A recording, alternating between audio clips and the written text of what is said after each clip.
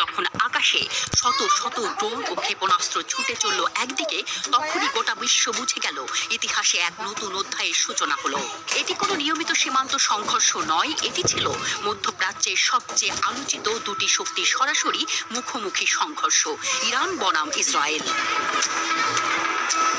Operation true promise 1 এই নামে ইতিহাসের সবচেয়ে বড় ড্রোন হামলাটি পরিচালিত করে ইরানের ইসলামী বিপ্লবী গার্ড বাহিনী।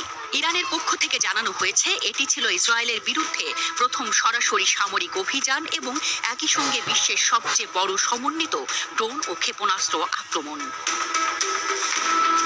আইআরজিসি এর মুখপাত্র ব্রিগেডিয়ার জেনারেল মোহাম্মদ নায়েনি বলেন, এই অভিযানের মাধ্যমে ইরান প্রমাণ করেছে তার সামরিক সক্ষমতা শুধু প্রতিরক্ষায় সীমাবদ্ধ নয়, প্রয়োজনে সে প্রথমে আঘাত হানতেও সক্ষম। তিনি বলেন, এটি ছিল জাতিসংঘের চার্টারের অনুচ্ছেদ 51 এর আওতায় একটি বৈধ ও আত্মরক্ষামূলক অভিযান। এই অভিযানে ইরান ব্যবহার করেছে শত শত ব্যালিস্টিক মিসাইল এবং ড্রোন, যেগুলোর লক্ষ্য ছিল ইসরায়েলের সামরিক ঘাঁটি, গোপন গোয়েন্দা কেন্দ্র এবং সেনা ইনস্টলেশন।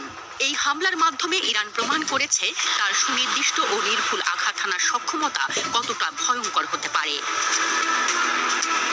নায়েনি আরও বলেন, আমরা আমাদের সামগ্রিক শক্তির একটি ক্ষুদ্র অংশ মাত্র ব্যবহার করেছি, এটাই ছিল আমাদের ট্রু প্রমিস। বিশ্লেষকরা বলছেন, ইরানের এই অভিযান শুধু সামরিক নয়, রাজনৈতিক বার্তাও স্পষ্ট। ইসরায়েলের বিরুদ্ধে সরাসরি যুদ্ধে যাওয়ার প্রস্তুতি ইতোমধ্যেই সম্পন্ন। এই অপারেশন তিনটি গুরুত্বপূর্ণ দিক সামনে এনেছে। প্রথমত, ইরানের দৃঢ় প্রতিশ্রুতি যে তার নিরাপত্তা হুমকির মুখে পড়লে তা প্রতিহত করা হবে শক্তভাবে। দ্বিতীয়ত, ইরানের সেনাবাহিনীর আত্মবিশ্বাস ও সক্ষমতা। এবং তৃতীয়ত, বৈসাদৃশ্যপূর্ণ যুদ্ধনীতির সুচিন্তিত ব্যবহার। ইরান স্পষ্ট জানিয়ে দিয়েছে তার জাতীয় নিরাপত্তা ও সামরিক শক্তির প্রশ্নে কোনো আলোচনা কিংবা ছাড় নয়। এই অভিযানে তেহরান দেখিয়ে দিয়েছে কেবলমাত্র প্রতিরক্ষা নয়, প্রয়োজনে তারা প্রতিপক্ষকে লক্ষ্য করেও আঘাত হানতে প্রস্তুত।